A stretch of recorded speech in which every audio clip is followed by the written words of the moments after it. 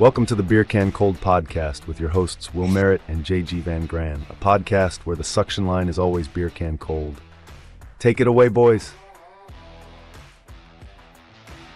Dougie has done it again. He is the only employee we have that never calls out sick. Pat, he's the guy we paid $2.50 for. He's an AI voice, and he's our best employee. We paid him one time. It's been a good thing, right?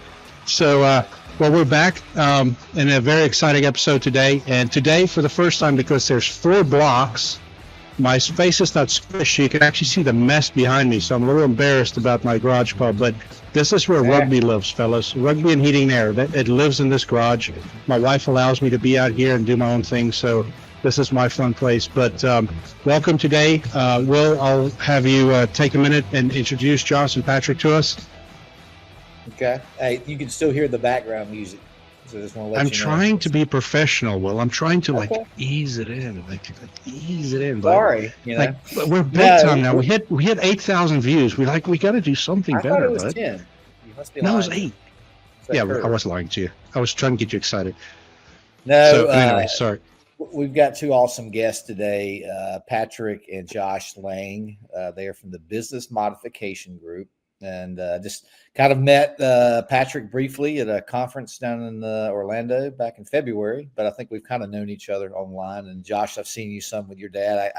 You were at the conference too. I didn't get to speak to you directly, but no, we kind of all run in the same circles, and we have seen a lot of activity with businesses being bought and sold in this industry in the last few years. A lot of private equity activity going on. So we thought it would be awesome to have these guys on today because that is their playground. So Right. Go ahead, Patrick, Josh, whichever one would like to go first. Why don't you introduce yourselves and give us a little bio on yourself.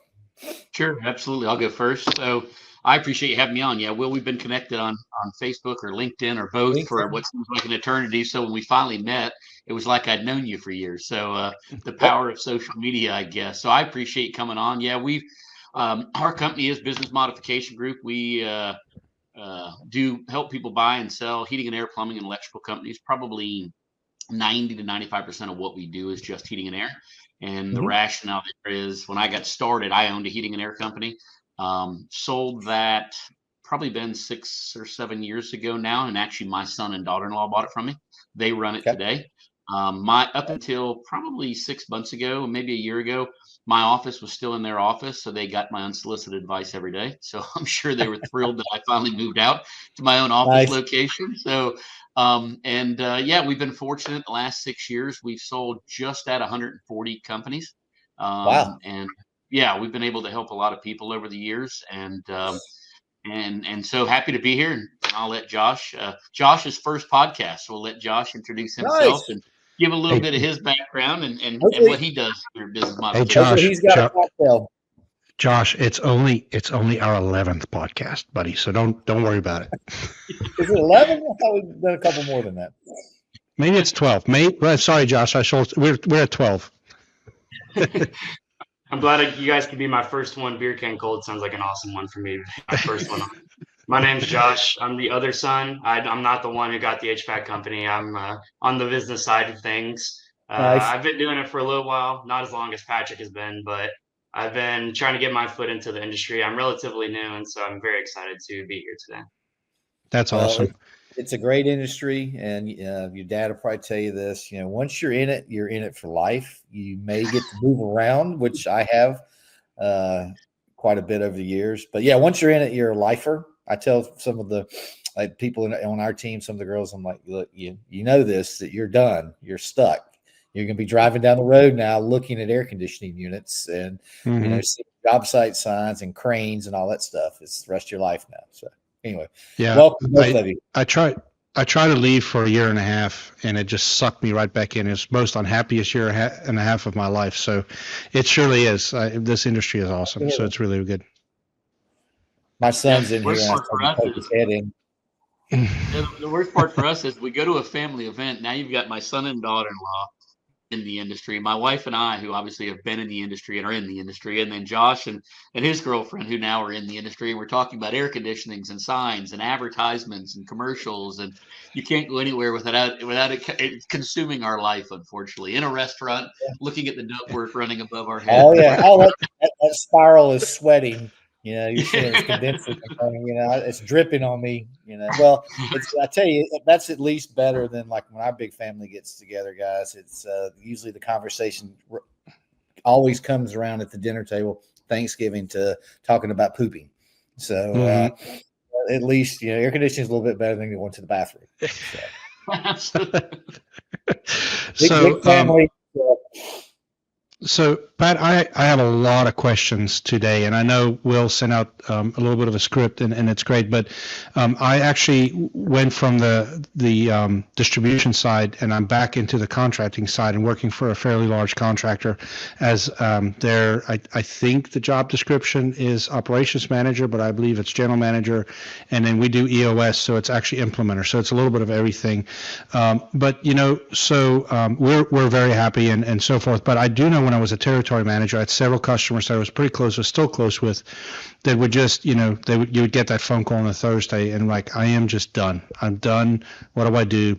You know, so when you get that call, that frustrated call from a guy to say, I'm done, I'm ready to move on, what is the first things? I'm sure you guys come in, the books are the first things you probably look at, isn't it?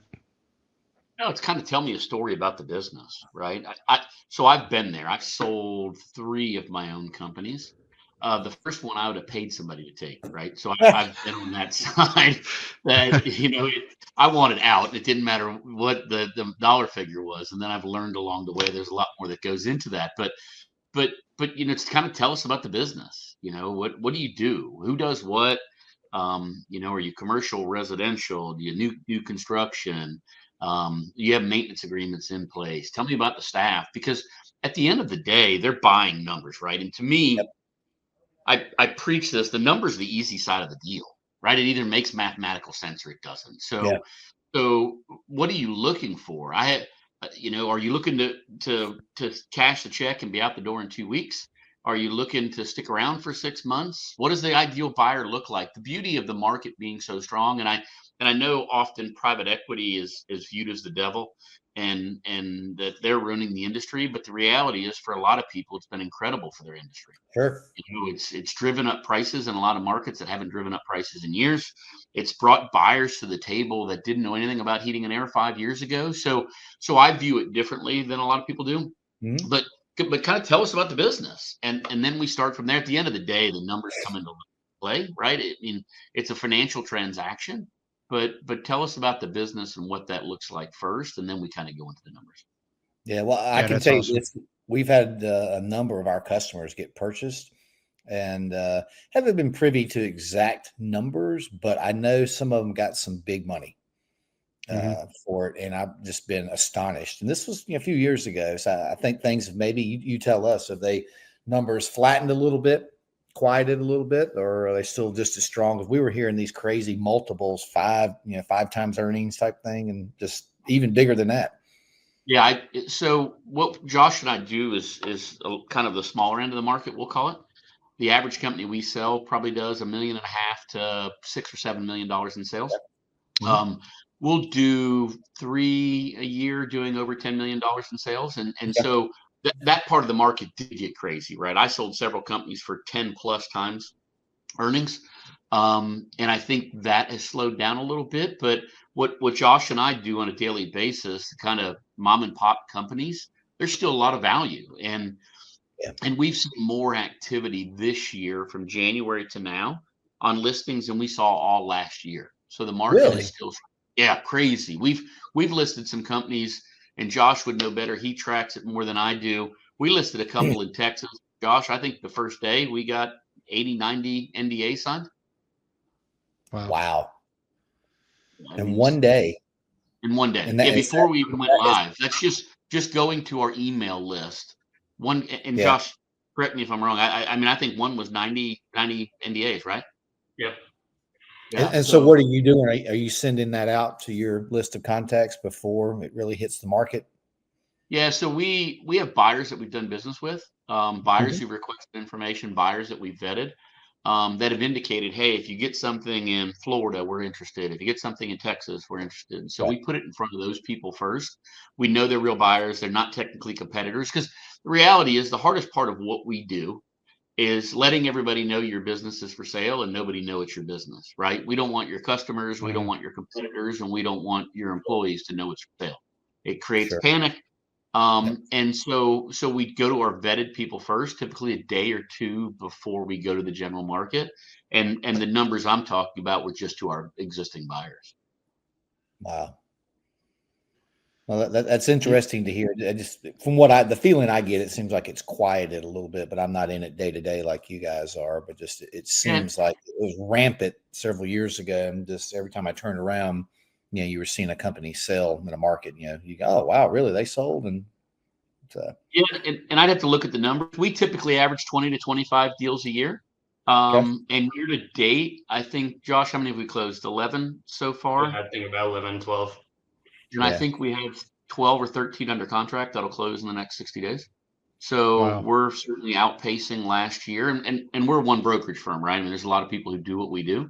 mm, So all we have to look at is our numbers. But a quality company, there's tons of interest. And I think part of that is private equity's gobbled up a lot of the big guys, right? So now yeah, they've moved down market a little bit, and it's also created a new class of buyers. We have a lot of buyers that we deal with that I met a year ago when they were in banking or insurance or something else, and they bought a company, and now they've bought 5 companies from us or 3 companies from us. So we're seeing a kind of a new class of buyer, we'll call Well, hmm, I think the industry is starting to understand that, this is where the money is. So we passionately very much talk here about the youth getting into this industry, and I have mentioned several times, actually last week on the podcast, how that is shifting. My daughter's graduating high school. It's our youngest is graduating high school, and there are several of her classmates that has come to me to say, how do I get into the industry? College is not that much of a thing anymore. And I think people are starting the after COVID, the stigma is off. It's you don't go open a heating and air company when you don't have any other option or your mom and dad had one. This is now becoming a thing to where people understand how much money can actually be made if it's run well, right? And it's actually the investment can almost double itself very, very quickly. Well, and like Josh and his friends are a prime example. I think 3 of Josh's friends work for his brother. Yeah. So really, so yeah, Josh chose to go to college because dad was paying for it, and and so I and did the same so thing. and so he's got friends that have worked there, and one is a lead technician there, at 22 years old or 23 Mhm. years old. Went to Ultimate Tech Academy, did other things, and so I preach it to people buying businesses is develop young talent. I think Yes. chasing the guy who's been in the industry 20 years and the last 20 years has worked at 20 different companies is not the answer. No, And developing talent. And I've seen it where companies that I've sold that every person worked there had no industry experience before they came there, and they're giving people careers. They're buying cars, they're buying houses, they're supporting their family, and they become more loyal, right? You gave them an opportunity and they've made something with their life, and some are going to leave, right? But some are going to stay, and the ones that stay have turned out to be incredible technicians. yeah. And here we go. Yeah. What are we talking about again? Culture. We've seen Well, culture comes up in every podcast. yeah, and I'm not going to go there again because I've said it on many podcasts. But what makes us very unique at Bohr Brothers is I think we're up to like 68% of our employees has never worked for another contractor. We get them straight out of technical or community college, and Mhm. we teach them our way, and they don't go away. They stay, and that's what we want. So actually, I'm in the process now. I really need 2 lead techs pretty quickly because we just are pacing what my long-term vision with these young guys can produce, and it's hard to find people without bad habits or that looks presentable or that can talk. And so I think when you guys probably look at these companies and try to evaluate them, that's a piece that goes into that a little bit. I mean, do you guys actually look at who's on staff, what their characteristics are they going to stay with the company, that type of thing? Yeah, we asked for an employee breakdown. How long have they been there? What Okay. are they Hmm. getting paid? How are they getting paid? Is there a number two that can step up? Is there somebody else who can step up into a bigger role? We asked a lot about staff, and I can tell you in buyer seller calls, we give a packet out to a buyer, right? We vet the buyer, we give them a packet of the business that tells all the wonderful things about it, how many maintenance agreements, commercial, residential, what is in it, and the buyer seller calls always go to tell me about your staff. Tell me about your employees. Where'd they come from? How long have they been there? And we have in there tenure with the business, that kind of thing. And at the end of the day, that's what buyers are buying, right? These big consolidators can come into any market and outspend everybody else. They need, my term is, they need butts and trucks, right? They need somebody who can run a call that looks, like you said, looks presentable, can show up and speak the language, be nice to people. When I bought my company, I think about this so bad. When I bought my company, we had an installer that had been in the business for 20 years, and he wouldn't wear sleeves on a shirt. Any shirt we bought him, he cut the sleeves off. And he wore camouflage pants and combat boots every day. I mean, just looked freedom, atrocious. baby. Freedom. Every day. And I'm thinking, oh my gosh, I can't send him into a house. But he was an incredible installer, knew ductwork better than anybody I've still been around to this day. Mm-hmm. But I don't know if he's allergic to sleeves or what it was, but I mean, that was just him. And obviously he didn't last that long. So, after we took over, because that just wasn't the image we were looking for. But same point in time, it's a different world, and it's a different technician, it's a different installer, and developing that is so much better, and buyers really understand that. The one question I had, Patrick, and it's something that as kind of a leadership role in our company, that's something that I advised our leadership group against several times. But it's like, when you guys go, and I'm sure the most valuable thing you look at is the customer base, right? So if you look at a customer base and you see that there's a lot of home warranty type of stuff going on, does that devalue a company? Because in my opinion, a home warranty company, and they're great for slow times and so forth, but they coach the customer that they don't have to pay any money to get something fixed, right? So to me, I've always been told and have been coached that don't get involved in that if you're thinking about selling your company. Is that true? So yes, I'm going to say yes and no. Up until 4 months ago, I'd say 100% accurate yes. I have a home warranty company under contract now that's closing in 2 weeks in Texas, and all they do is home warranty. That's it. They don't do any other customers. Wow. They're guaranteed 5,000 service calls a year. They have zero marketing spend. They don't spend a penny on marketing, and so their profits are incredible. And I think a big argument with home warranty is it's hard to get paid. They're cheap customers. This seller was doing both. He was doing home warranty and was doing traditional mom and pop taking care of customers.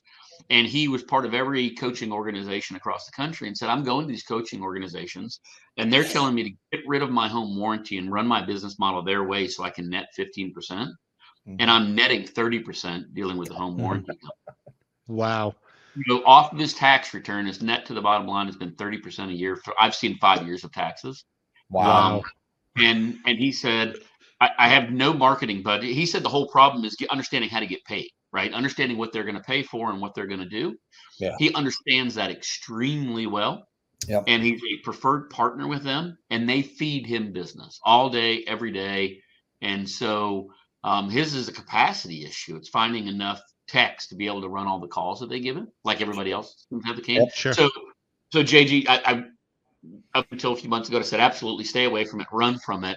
But I think I see all sorts of ways to make money, right? At the end of the day, does it hurt your selling price? Absolutely it does, because most people are scared to death of it.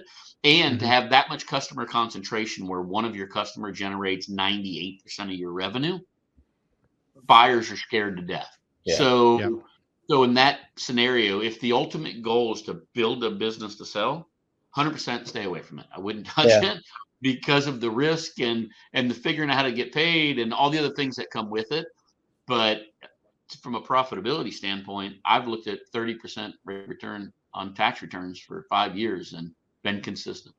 Yeah, that's pretty impressive. I think the fear would be, it's probably the owner has the relationship, and when the owner leaves, is that relationship going to die? And he's agreed to stay on. So most of my sellers, it's kind of weird. I hear a lot of people talking about, sticking around for the second bite of the apple that everybody preaches about and all these other things. It seems when most people get to me, they're done. I don't sell a lot of 40-year-olds who want to sell their business and get into something else. Mine is the 60 or 65-year-old that's Tired. been in business for 30 years and he's done. He's done with the refrigeration changes, done with the employee issues, done with all these problems. Running the company. Mm-hmm. And so they're done. And so most of my sellers, and I would say 90+% of my sellers are gone in 3 months or less. That there's no transition period. They're going to go sit at the beach or play golf or go hunting and fishing or whatever they want to do. And so we don't have a lot of that second bite of the apple stuff. So that scenario, the only way it's working is he is sticking on. It's going to be a slow transition. He's going to handhold them to make sure it's a good fit for everybody. But he says, I don't run a service call. I don't answer the phone. I don't do anything. So the warranty company doesn't know me. They know my business and my company, and they feed them leads electronically. Here's your leads for tomorrow. Go run these calls. And so it's been an education for me. Yeah. So do you run into it a lot where somebody comes in, not from the industry, buy a business, but then they have to have the license, right? So then you structure some other way with the guy selling the business to keep the license in play, or how does that normally work? So a lot. Yeah, we do. We used to do a lot of deals with SBA, and the SBA would allow the seller to remain on as a license holder. They have just changed that rule. It goes into effect on the 1st of June. So 10 days, I guess. So that's gonna shake up the market a little bit, in my opinion. We have a lot of sellers who will stay on. Obviously, that's a gray area in licensing. I mean, they're getting paid to rent their license technically.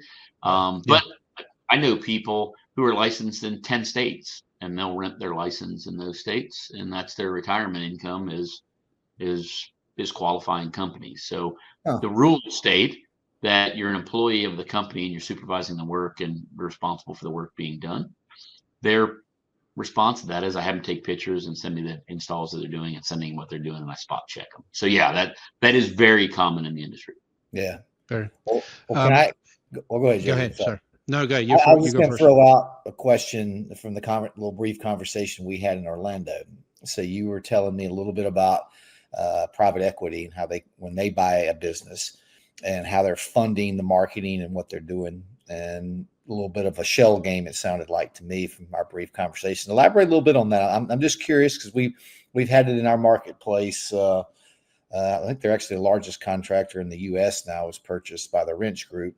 And so just curious, what's a little bit on that side? Some contractors would like to know, what's going on that side of things for these people with deep pockets. Yeah, so the market's shifting, right? Obviously, there was a big named one that was kind of primarily in the Southeast that filed bankruptcy recently. I know that. Yeah, and in today's news, I saw 2 fairly large companies are merging from the consolidator side. Just came out today. I saw that. And so it's shifting, right? At the end of the day, we see some big players are going into markets in greenfielding, where they're almost giving away business to get a customer base built up. Others are gobbling them up, consolidating them. Obviously, Will, you being on the marketing side, you're competing against these behemoths every day to try to get your customer views and leads and everything that comes with it. The thing I preach so if I'm representing a seller and the seller's looking at these different offers, the thing I preach, because somebody can raise capital doesn't mean they can run a business. Sure. Right. So you have heating and air and plumbing and electrical is all the fad currently and has been for probably 4 or 5 years. So everybody's rushing to it. Well, 5 years from now, a lot of those people are going to be gone, right? Yeah. They're going to be selling medical products, a lot of them are going to roofing now is the new hot craze, and they're going to other things. And so I think people treat it like this is permanent, and it's not. I don't believe it is. It's happened before. For those who've been around the industry enough, the Blue Dot days and all these other consolidators that have taken place, gotten real big, went out of business. Then somebody else came along, got real big, went out of business. And so history repeats itself, right? Over and over and over again. There's a lot of people who've cashed a lot of big checks over the last 6 years. I think if you own a quality business, I think there's still a good opportunity for you to get compensated in selling it. But in certain markets, a big private equity group would come there and they dominate the marketing and they'll take all the employees. But then in shoulder season, and they were all everybody gets paid based on performance, and now they move on to something else, right? Bye. We don't have any hours. Absolutely. And so, and all these technicians left, and I see a lot of people, and this is not negative against technicians, but they'll leave for 10 cents more an hour in a shiny new ladder, right? Yes. I'll meet them, they're like, oh, I'm going here and I don't have to crawl in attics or don't have to crawl underneath the houses. Well, somebody lied to you. You're in the heating and air space. You're going to crawl in an attic. You're going to crawl underneath the house. Dress it up any way you want to. That's a reality. And so they leave chasing this and they make a bunch of money, and then things slow down. The leads aren't coming in. Well, now they're not making any money. And now they're going back saying, hey, maybe working for a local mom and pop's not a bad place to be. Maybe That's right. maybe fixing an air conditioner is not bad. Because I see a lot of people, and this is something that bothers me, and I probably shouldn't say it, but there's a lot of companies that don't fix air conditioners. They sell them, right? That's Nobody gets an air conditioner fixed. Everybody just gets a new one. And I think fight it every day. We fight it every day. To me, I don't agree with that model for all sorts of different reasons. But I owned a heating and air company. My mother called me, lived 2 hours away, 85 years old at the time. My mother still believed in you only turned air conditioning on when people came over, right? So she never turned on her air conditioning. I remember that as a kid. Yeah. And so she calls me and says, hey, and I had her keep her maintenance agreement. She had a maintenance agreement with the company for years. Keep it. They're cleaning the system. They're checking on it. She called me and said, hey, the guy's here looking at my air conditioner. He says I need a new one. Will you talk to him? I said, sure. Did you tell him I own a heating and air company? She's like, no, I didn't. I said, perfect. Put him on the phone. So guy gets on the phone and proceeds to tell me how my mother needs a new air conditioner because it's only operating at a 6-SEER level. And I said, 6-SEER level? How in the world did you figure that out? He says, well, the oxidation on the coils. And I've been doing this so long, I can tell you it's a 6-SEER level. And I'm like, oh. And the contactor's pitted. Contactor's pitted. She needs a whole new system. And I'm like, that contactor's got it. So obviously she didn't get a new unit, but that's taking place, right? Absolutely. Every day. Driving, everybody needs a new unit. He never asked my mother, how often do you turn the thing on? Never asked her, is it working for you? It was, a pitted contactor and oxidation on the coils, and you need a new unit. And so I think that happens way more often than it should. And I'm not saying that people don't need new air conditioners. I'm not saying for the right scenario, you need to upgrade efficiency. You need to do all these things. But I think sometimes we're selling just to sell. And so that's not a model, in my opinion, that can last. You run out of people to sell something to, you rip off enough people, you can move to another market. Yeah, man, I got so much to say about what you just said. So, so we're on Indeed, right? So I put posts out on Indeed, like hiring techs, trying to come be funny with all these things, and we get a application here and there. I put in that I redid it, and I said, tired of working for those corporate buy companies, want to work for a mom and pop.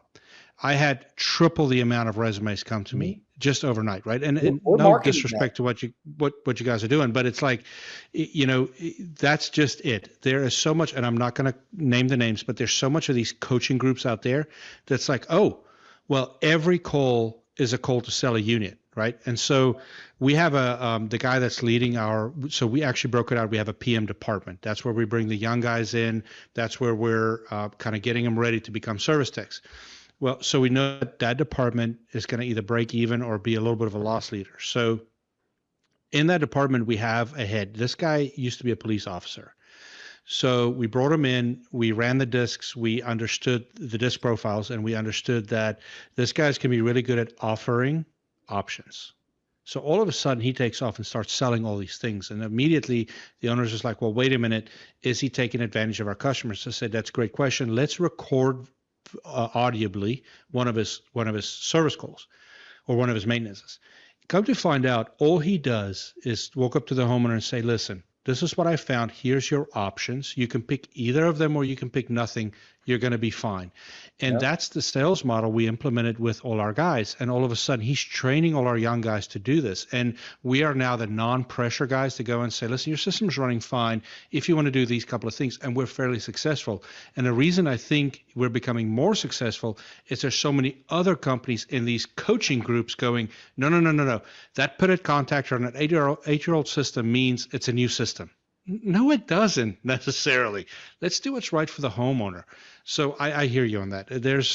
That's a big part of our industry, and one of our core values is integrity, and we fight that. When we bring new techs in, we have a tech that came in. He is really good. He is really billing high average tickets. I had to investigate. Like, are you selling things you're not supposed to? No, he's having the great conversations, right? So that's the difference. I think a lot of times, and I would think a company like that's more valuable to sell, right? And that was the point I was just going to make. Absolutely, because a buyer's going to ask, they're going to want to see what percentage of your revenue comes from change outs, what Yep. percentage of your revenue comes from service. Because Yep. here's the reality: if every customer you go to has a new unit, I'm buying maintenance headaches, right? I'm buying callbacks, I'm buying warranty work, and if that customer calls back, they're mad. They're not happy with me. They're mad because the unit you sold them last year that's broken now that I have to fix. And if I didn't sell them an extended warranty on labor that I've got to charge them for, they're mad. And so And it they're absolutely hurts unhappy. value. Yeah, Yeah. it having a business that's built on service and repair and taking care of the customer and options, way more value than everybody gets a new unit.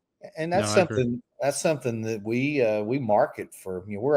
It's always twofold, guys. We're marketing, for the people that are looking that need repair and replacement, but we're marketing for employees, and that's a big thing. We say, hey, we're not one of the big corporate companies, and we're family owned, we're local. Come be a part of our team, and it's a true team, kind of like at JG's company. So that's a big thing. So. Well, let me ask you this before we get too far down the road. We've already gone off 3 different tangents already. Sorry. That's fine. I just want to say, we knew this one was going to be good. Sure. We knew this was going to be a good one. Yeah. So I'm just looking at our little questions we had, and you've covered a good bit of it. But how did you all of a sudden you sold your company to your other son? So when did you say, hey, I'm going to start the Business Modification Group? How did that happen? So I was a broker before I owned a heating and air company. So Okay. I come from a brokerage background. I listed a heating and air company for sale and I bought it. Oh. So I live in Florida, as we mentioned earlier. I don't know a husband in the state of Florida dumb enough to tell his wife in the summertime he's not fixing the air conditioner. So I thought, what an incredible business. And so I bought it. I ran it for 2 years and I realized I didn't belong running a heating and air company. Hey, I did it for like 6-7 months, and I realized too. I said, "This is not for me." So it was an educational process, and I went to go sell. We were small companies, so doing under $2 million in sales. And when I went to go sell it, I'm a broker now, and I couldn't find out good information on selling a company that size. So I found if you're doing $20 million in sales, they'd line up to help you. But if you're doing $2 million, I couldn't find any reliable information. So told my son, I'm going to sell it. And he said, him and his wife said they want to buy it. So we ended up selling it to them. And I thought, so that was a little over 6 years ago. And I said, let me see if I can't find information. If I was a contractor who knew nothing about business brokerage, I really struggled. So based in Florida. And so we started, I said, I'm going to switch my practice and I'm just going to sell heating and air to start. And at the time I'd sold everything: bars, restaurants, gas stations, flower shops, you name it, I sold it. So I started and I sold some companies in Florida, then Florida, Georgia, then Southeast. And COVID happened, and COVID was incredible to my business. So I'm same for ours. Not far out at the time. Yeah, outside of Gainesville, Florida. And so I could fly from Gainesville to LA for $250 round trip. And I was the only person on the plane. So every seat was first class. I was the only person in a hotel. I was the only person renting a car. So I'd leave Gainesville, Florida at 6 in the morning. I'd get to LA at like 10 o'clock LA time. I'd do 2 meetings. Next morning I'd get up and fly back, and I'd be out $300 in a day. Yeah. I mean, it was incredible. So we became nationwide pretty quickly. And once again, since that time, last 6 years, we've sold 140, and we've been fortunate to help a lot of people. And so that's how I got in it. Josh, you can share how you got in it, being you got roped in it too. Yeah, let's hear. This is what I've been waiting for. Josh has been awfully quiet, so let's hear. I may have to get. Spotlight can be on me now. So all it took was one summer from my brother owning the HVAC company to realize I'm not wanting to be in the big family business for that side. Not enough insulation sweat on me could get me back into an attic. So I was a little itchy, right? Little itchy. I knew college was for me. So I grew up playing baseball my whole life. And so I played a lot of baseball, traveled around. And so listened to my dad put together deals on the phone seemed pretty interesting to me. I wasn't fully sold yet. And so I was doing baseball in South Florida and waking up at 4 a.m., doing schoolwork and going to baseball and trying to help a little bit with his job was not working out for me. And so I decided to just jump into it full time.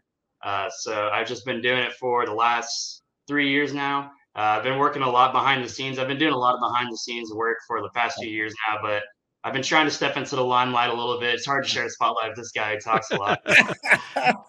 I got a good awesome. mentor.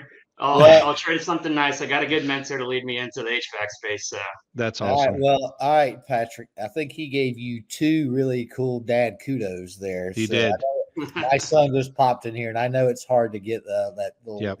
dad. I actually was listening type of thing. So good job. Yeah, and he knows I can still whip him, so he better say something nice.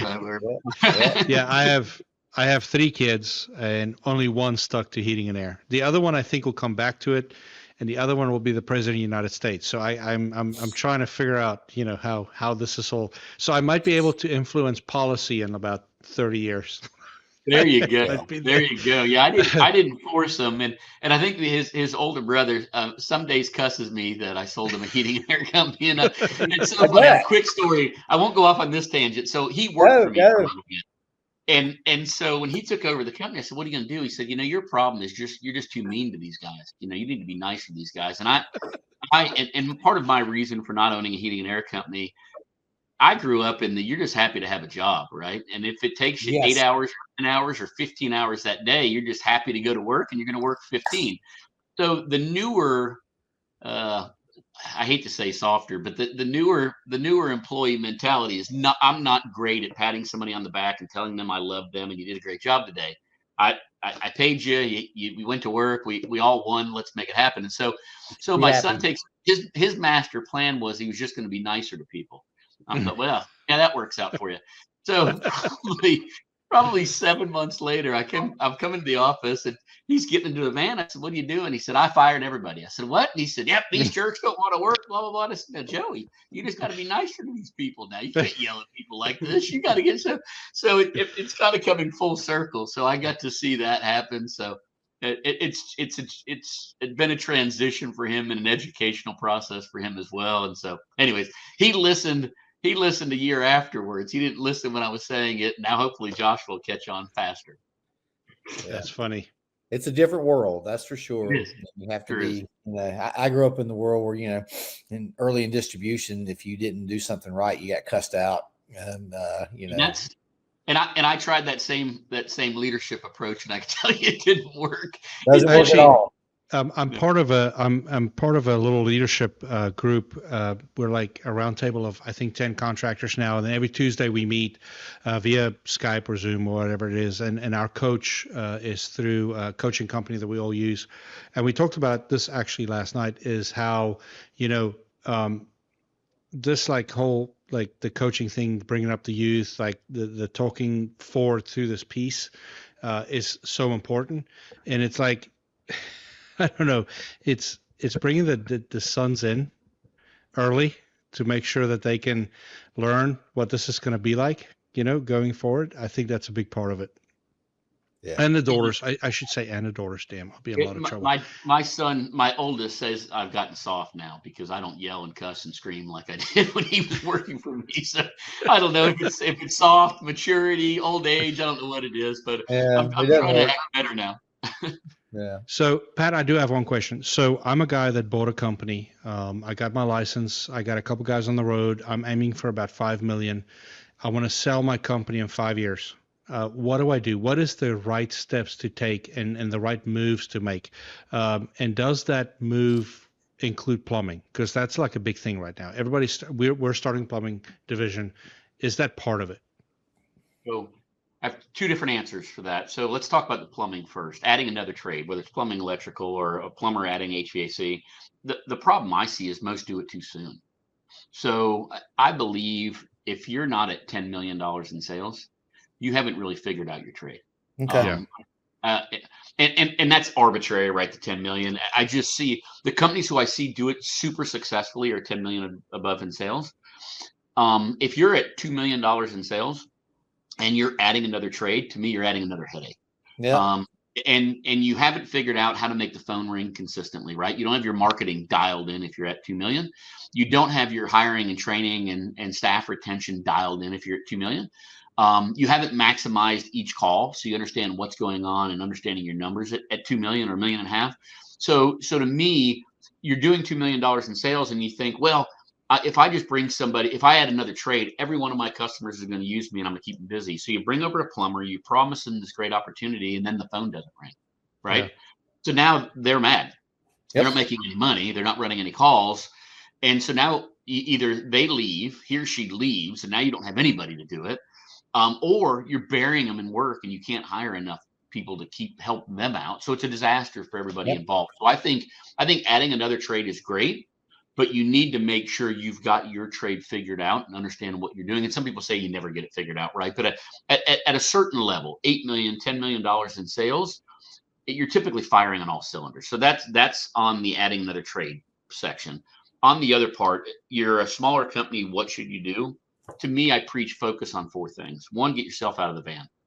If I look at your Google reviews, if it's Will's company and every Google review tells me that Will was the best salesman, the best installer, the best technician, best everything, you got to get out of the way and you're hindering your own growth. The companies that I see that are stuck at $1 million or less is because the owner won't get out of the van. So get out of the van is the first thing. Second thing is clean up your books. Many people treat their business like it's their personal checking account.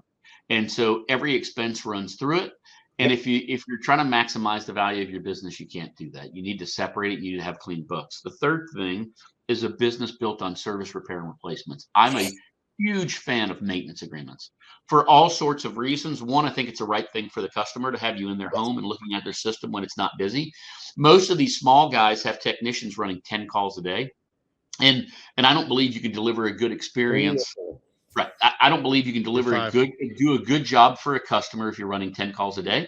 And so maintenance agreements allows you to bring in a younger person, get them trained, get them better, spend more time in the customer's home, really find out what's going on, what's working well, what's not working well. And then back, JG, you were talking about a little while ago about offering options. I think maintenance gives you that opportunity to do it, reduces your marketing spend. All these things that I think it just does a better job. And then the fourth thing is staying away from new construction. I think you can make focus on it 100%. You can make a lot of money in new construction, right? Or you could lose a lot of money in new construction. It's an either or game. It's never one of both. But if the goal is to build a business that it maximizes value, the technician or the installer who's running through 100 rafters a day hanging ductwork in a new construction is not the same girl or guy you're going to send to Mrs. Smith's house to hear about indoor air quality.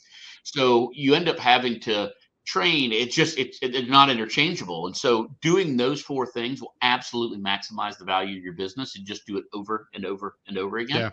Yeah. And you'll have a super profitable, a business that's not reliant solely on you. I mean, the reality is many people that call me to sell is because out of pure frustration. They're done, right? Yeah. They're doing everything. And so a smaller company, and this is something that I have a video out. I have a YouTube channel on the video. One of my most watched videos is Your Baby's Ugly. And so I get to tell people that what they've spent their entire life developing, this baby of theirs, and nobody wants to buy it. And the reality is nobody calls me and says, hey, I want to work in the field for 15 hours a day and then go home and do paperwork for 6 hours, right? And that's nobody's dream. But how many businesses do you guys know that that's their business? Yep. That's their entire business. Working in the business, not on the business. Yeah, they can't let go. But I think, those are all 3 very important points you made, Patrick. But I think maintenance, I think we all know that's number 1. And I'll just tell you from hearing from the marketing perspective and just dealing with all different level size businesses. So when it's no weather going on, we're 65, 70 degrees, nothing's running, no heat, no cooling. I need leads. I'm like, well, and they don't have any maintenance agreements. I'm like, there are no leads right now. You can go throw a bunch of money, at Google and wherever, and it's not going to help you right now.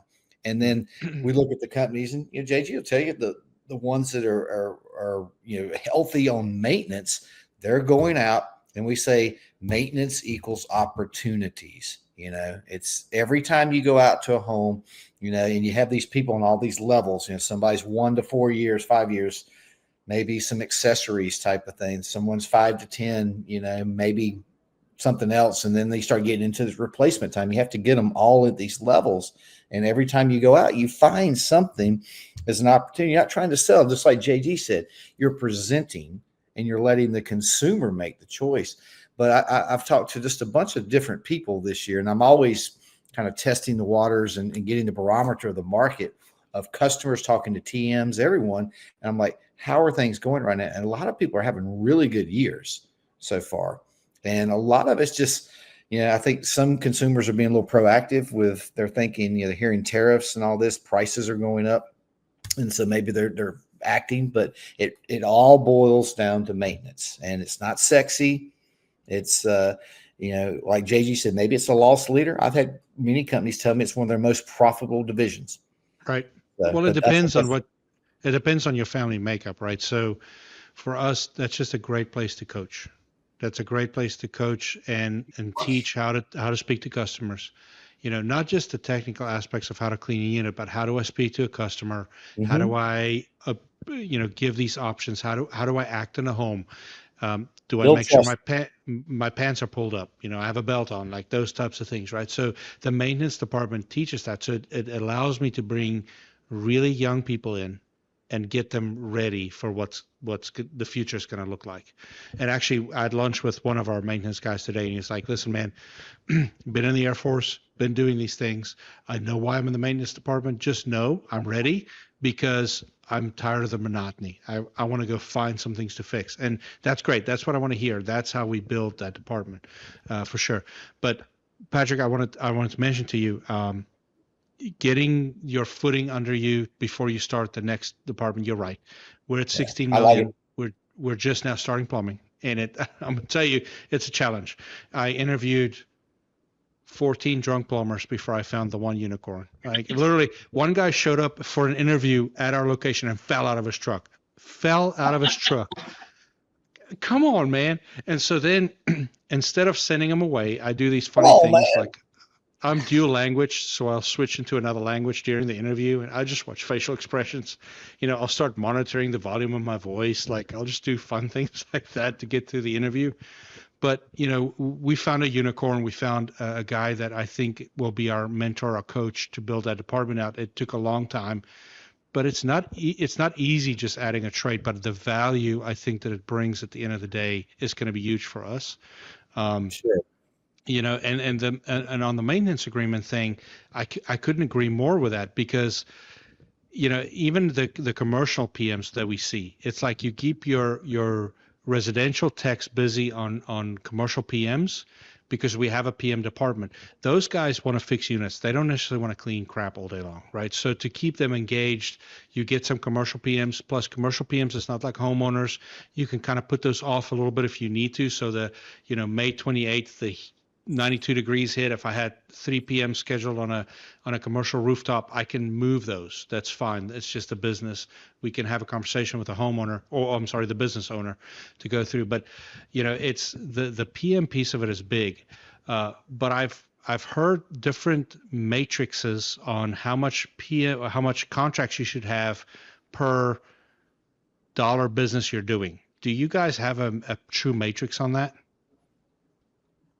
So I've consistently heard 500 to 1,000 per million of sales. Yeah, I've always heard the 500 agreements per million in residential revenue, and I think the one that makes most sense is I've heard 500 per technician.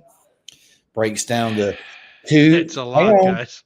Hang on. This is a perfect world. So the math works out that 50 weeks in a year, there's 2 weeks vacation. There's 2 demand service calls a day, 2 maintenance calls a day. That equals out to 500 demand service, 500 maintenance calls per year per tech. Very few contractors are there, but I didn't know if I guess what Jay-Z's asking, when y'all are diving into a business and the nuts and bolts of it, and really vetting the business, what are you using? So, and I don't know that I've ever seen a company with the 1,000 per million. I haven't seen that. I've heard that. Here's what I can tell you, though. I don't know of any matrix that says if you have X amount of maintenance agreements it's going to sell for X price. But I can tell you, when I look at a company that's high in maintenance agreements, they're much more profitable. Their Google reviews are substantially higher. The customers paid for their own loyalty. If I'm paying you $200 a year for maintenance, if my stuff breaks, I'm calling you first. Of course. So they have a better training department. They have better employee tenure. I mean, the list just goes on and on and on. And so if I have a company that has 2,000 maintenance agreements versus one that has none, I can promise you, I don't care if their revenue is even, that one with 2,000 maintenance agreements is going to sell for a lot more for all the reasons I just said. Sure. And go back to the marketing part with you, Will. If you look at a company that has thousands of maintenance agreements, their Google reviews are always going to be higher, right? There's going to be a lot more reviews. Well, on a Google review, it makes marketing easier, right? I mean, if they have all these other things in place, then it's going to make that easier. And so, I mean, it checks all the boxes. And you can market to the base. Absolutely. And so, I've never seen anything that says per X amount, it translates into X amount. Now, but I can just tell you more is better every single time on every measurement. Now, the one thing so in this leadership group I'm in, one thing we're all discussing, 10 different companies all over the country, is 1 visit, 2 visit maintenance. That doesn't matter, right? It doesn't matter how the maintenance agreement's laid out. It's just as long as you have those customers on contract. Yeah, what I've seen that really works best is how they pay. You know, if you can get a monthly subscription. Yep. Never ends. It makes them stickier. And it's like I can't even think of Netflix. You know, I don't know what Netflix charges me. And I know the last time I saw something on Netflix, but I'm paying Netflix every single month. And so you know how much it is a month? It's like $26. I just saw it hit my credit. I just paid my credit card yesterday, and I always scan down and it was like Netflix, and it's like it used to be like $12. It's like $26, and I never watch it. All right, I'm going to stop talking. But let's bring us back around. I want to know. I've got a question on here that we sent out. Is what's the typical process look like? How long? You know, when a buyer or seller comes to you and says, or I'd say probably a seller comes to you, Patrick and Josh, and says, all right, I'm ready. I want to sell. You know, is there any kind of average time frame to that or not? So anything I say is going to be a lie. Just because, you know, we're recording this. Yeah, if I list a company that's higher in sales, all service, all maintenance and repair, no new construction, you know, good Google reviews, high maintenance agreement counts, say $5 million in sales in a big market, we'll get offers that week. I mean, it'll be that quick. A company that's $1.5 million in sales, the owner's still in the truck some, in a small market, doesn't have many maintenance agreements, doesn't have a lot with a CRM system that they're using and tracking, and doesn't have clean books, it could take us a year. So, you know, it really depends on the business they built. And that's why I preach those 4 things. Make my job easier. You know, at the end of the day, it's like, and Josh and I were talking, you know, a few minutes ago about getting, you know, 90 NDAs in on a listing. We were getting we went live, and people were so worried about missing off on it, they were sending in offers before they even talked to the seller. I mean, it's just so if you build a good business, instantly they will come. If you have a business that's less structured, less built on purpose, then it could take time. And that's, I hate to say it, that's probably majority of the businesses in the heat and air conditioning world and contracting. Right. Unfortunately. So, it is. Well, tell us this too. We're coming up on. We're trying to get JG under an hour. No, we're fine right now. We got to do the tickety talk, but if we don't, it's fine too. I don't care. I know, but give us kind of, I had the question here, the benefits. You know, some people say, I don't want to pay somebody to, help sell my business. But I just personally, my wife is going through, she's selling her business right now. And it's a process. And we're selling real estate too. So, kind of give us the benefits of why a business would want to hire you guys. I see it as a no-brainer if I were a contractor, but give us a little background. Yeah, obviously I'm biased too, and so I see it as a no-brainer as well. So here's the reality. Most of my clients have never sold a business. Yep. Most of my clients, it's the biggest sale of their life. Mm-hmm. And they have zero clue what to do in the process. So if it's the biggest sale of your life and you've never done it, why in the world would you do it on your own? Is my, asking my question. They're telling people don't fix your own air conditioner, but then they're going to go sell their biggest asset. And there's professional buyers in the marketplace right now, right? Oh, yeah. So 6 years ago, when I first started, my first year, every heating and air company I sold was a mom and pop to another mom and pop. There was no private equity, no consolidation. It was Jim's Heating and Air buying out Tim's Heating and Air, and it was good people just getting together. Yep. Neither one of them knew what they were doing. Now you've got companies who've bought hundreds of other companies, and they're professional buyers. I don't think they're bad, but they're trying to get the best deal they can, right? At the end of it, if you own a company, JG, my guess is you guys are shopping supply houses. You want to find out who's giving you the best product on the best flex and the best line sets. Yep. And these buyers are doing the exact same thing. So if it's the biggest sale of your life and you've never done it, and you're dealing with a professional buyer, how in the world could you do it on your own? Yeah. Yeah. Well, Yeah, it sounds like, there's brokers out there, but go with a specialized broker. Same thing on our end in marketing. Why would you go with a standard marketing agency when you got one that understands the business inside and out? So I think it makes total sense. So, and there's risk, right? On my side and your side, Will. Yeah. Well, there's risk. I mean, if you hire a marketing company that doesn't know anything about the trades and doesn't understand shoulder season and doesn't know the difference between a capacitor and a contactor and what an average service call is and all these things, you're having to educate them. You have to educate the marketing, and you're paying for the education for them. Same thing on my side. When you sell a business, there's risks there, right? How are maintenance agreements treated? What about warranties? How's that going to happen? All these things that are unique to the trades that, to me, I believe I can add value because I've done it 140. Yep. Yeah. Patrick, where does somebody that wants to either buy or sell a business find you? So I'm all over the place, right? Will and I talked about, I'm big on social media, LinkedIn, Facebook. I think I have an Instagram now. I don't know anything about that part yet. LinkedIn. Josh knows. Josh has got you. Yeah, Josh is my technology. He's the one who's keeping me afloat technology-wise. He does all the spreadsheets. He recasts all financials. He's certainly that department. Put it everywhere. Who cares? Yeah, our website, Business Modification Group. If you're looking at, you don't want to call me, but you want to learn more about selling your company, I have a YouTube channel, and that's a great place that I probably have 70 videos about buying and selling and heating and air, and so you can go on there and you don't have to call me and tell me anything. You can watch and learn stuff on there. Really, I try to be everywhere. I spend a ridiculous amount of money to be seen everywhere, and so certainly there. And call my office directly. I mean, I'm happy to talk to anybody about it. It's building the presence out there, so you're doing the right thing. That's it's like I said. I feel like we've known each other, like we've been to dinner together and hung out or something. But we just know each other through LinkedIn and other stuff. But that's what it used to be, the marketing side of things. Like, oh, you can't put this on LinkedIn. You can only put that on Instagram or whatever. It doesn't matter anymore. No, it doesn't. You just put it out there. And I know it's very hard to put an ROI on social media and that type of stuff, but you are building awareness. And it's the same thing just for contractors, doing TV or radio or social media.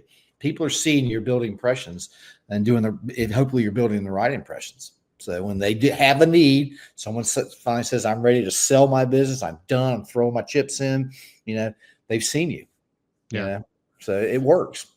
Well, and I would like for you guys to send me all your contact information. I'll put it into all the video descriptions here that we try to launch on as many platforms as possible. And so I'll just put it in there so that at least people will know where to go find you for sure. Yeah, I appreciate that. And obviously you can cut this part of it out, but obviously send everything to me. We'll distribute it on all ours too. Yeah, no, absolutely. We don't have to cut it out. People know how we do things. No, we don't care, but everyone out there, like I said, if you're an owner, and I know it, I see it. You can tell when people are done. Like my wife, she's tired. She's tired. She loves what she does. She's a chiropractor, naturopath, functional medicine doctor. Loves what she does. She's tired of running the business, and I get it. And that's what happens, at some point. So people out there, if you're at that point, you should contact these guys. Business Modification Group. Google them. They're going to come right up. That's what I do to find anything. I'm old school. A lot of the younger generation, Josh, we're going to go to Instagram. We're going to go to TikTok. So that's why you got to be everywhere, Patrick, because everybody's different. I don't know why in the world no one would just Google something versus they would go to TikTok to find you. But I've heard things. I'm old school too. Yeah, I just Google, like, I take my car in, and I've been there a million times. I still don't store their phone number. I Googled them, got their number, called them. Mm-hmm.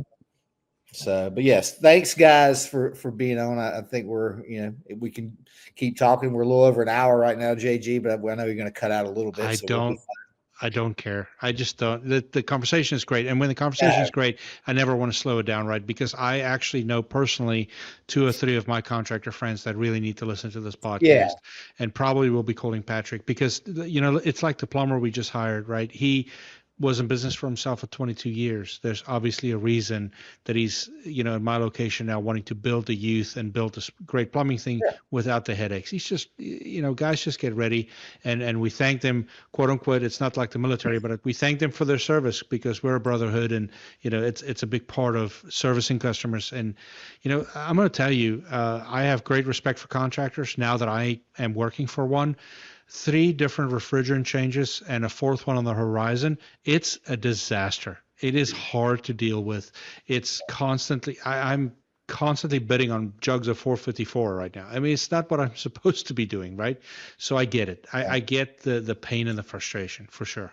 Yeah, it's a hard fought battle. And if I can throw a plug in here at the end, we got to participate in something today. One of our customers, Anderson Heating Cooling, I'm actually wearing their shirt to plug it, but we got to go to the TV station this morning, and we're partnering with Purple Heart Homes, and we nominated a veteran in need and did it live on air today. She didn't know it was happening, so it was pretty awesome. So I just want to say, hats off to Anderson for being involved with it, and hats off to Purple Heart Homes and John Galena and Cindy. It was very nice. It was really cool. So we're glad we can be a part of that. So we're looking for some, other people out there in other markets that would want to be involved with that too.